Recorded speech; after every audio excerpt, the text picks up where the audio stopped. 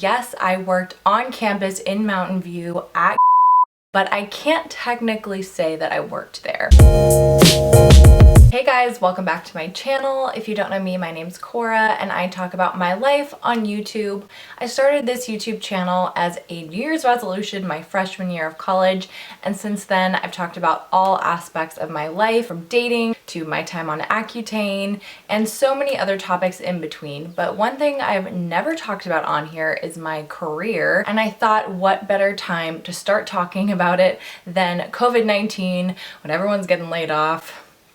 So I wanted to talk to you guys about my experience as a contract employee in the Silicon Valley. I know a lot of people are interested in contracting but don't really know what it means, so I wanted to break it down, let you guys know about my experience and the pros and cons of both, as well as if I'd suggest you contract. If you like this video, YouTube will promote it and more people can watch, so make sure you do that. I relocated to the Bay Area to work, well, not at I was a contractor. So yes, I worked on campus in Mountain View, but I can't technically say that I worked there. I worked alongside them, but the key difference here is I was a contractor. Now, I had interviewed at through a contracting agency a year prior to my successful application. Now, I wasn't expecting anything since I had gone through the full interview process. I was pretty confident that I'd get it, and I didn't get it.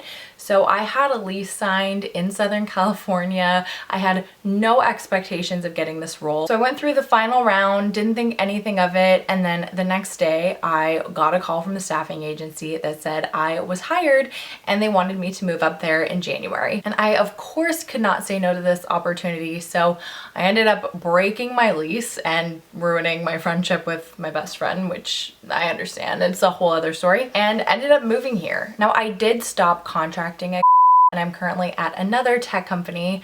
My assignment there is ending in 2 weeks, so I've really gotten a well-rounded perspective of what contracting at multiple tech companies is like, and I wanted to share my opinion with you guys. Now, I do want to start this off by saying that I did sign a confidentiality agreement, so I will not be spilling any of the tea. I just wanted to talk about contracting as a general topic. First thing you should know about being a contract worker or a temp, whatever you want to call them, is that you are not part of the company. And some companies make that very clear. Everything I'm going to say in this video is public knowledge and public information, so I'm not exposing any secrets of any tech companies, but I do still feel like it's helpful to hear the experience of someone who has been involved in these work situations. Now, every company is different and every company approaches contracting different ways. Contractors are typically hired when headcount isn't available on a team, but they need someone to fulfill a role. So it makes perfect sense that tech companies might need a contractor to fulfill an assignment. A lot of companies will hire contractors, and then based on performance, you can have the opportunity to be converted. Conversion means that you become a full-time employee. So when you're a contractor, you are an employee of the staffing agency that hired you. You are not part of that tech company. So I was staffed through a staffing company, but I was not employee. Now, depending on the company, you get different perks. Obviously, in Southern California, I was bringing my own lunch to work every day, but I have never bought food at work in the Bay Area. So that's a way that it can differ company to company. Because you are not a full-time employee of that company, you also typically do not get the full slate of benefits that those employees get.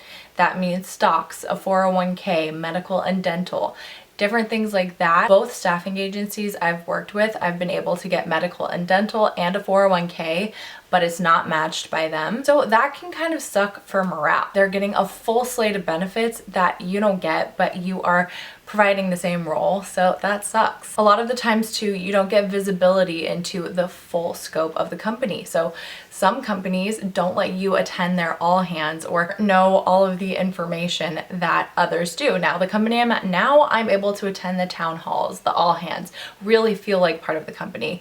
where in the past I haven't. Lengths of contracts can also vary as well. So my current contract is 6 months to a year, whereas my last contract was a year with the possibility of being extended. Some companies are also much more flexible than others. So some people might be contracting for 2 years straight, where others might end the contract at a year and that's it. A lot of the times too, you can't just automatically start a new contract. I've often heard it depends company to company, but there's usually a 90-day period between assignments where you can start a new one. When I first moved out here, it was extremely worth it for me to accept a contract position. To do events, the job I love in tech, I would not have had the opportunity to do that if I hadn't had much more experience. At that time, I only had around 2 to 3 years of experience, and it was very entry level.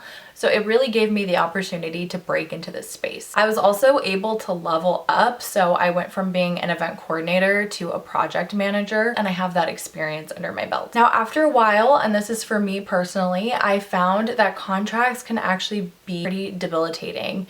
And during times like COVID-19, it really shows the difference between full-time and contract employees. So the company I'm at now has me on a 6-month contract, and I was told extensively that it is almost impossible not to be extended for a year, and you have to be really, really messing up for your contract not to be extended. Now, I love this company. I'm obsessed with them, but of course, business decisions are made, and my contract was not extended and ended early, along with several others, because hiring needs are just not there because of COVID-19. So unexpectedly, during a pandemic, I am on the job hunt again.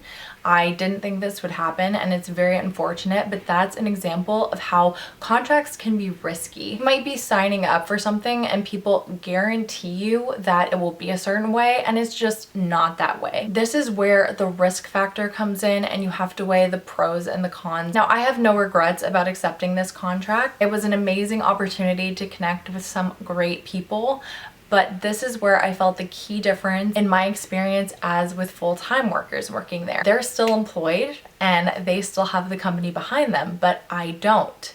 I have my contract. And it's easy to say you knew what you were signing up for, you knew the risks associated, but until you're face to face with your coworkers who are getting tons of benefits that you're not, you don't know what it feels like, especially when you're working alongside those teams doing the same work and not getting those benefits. I do think it's great if you're looking to break into this space. However, it can be debilitating after a while, and when you are ready to apply for full-time jobs, it can look bad that you have 3 to 4 contracts under your belt. So that's just something to keep in mind. So will I be contracting in the future, and would I do it again? Yes, the experience was worth it to break into the industry I want to be in, but I will not be seeking contract roles in the future unless it's from a company like the one I'm at now, where I fully believe in what they're doing and the risk is worth it. So that's going to be it for my experience talking about being a contract employee, a temp, whatever you want to call it, in the Silicon Valley.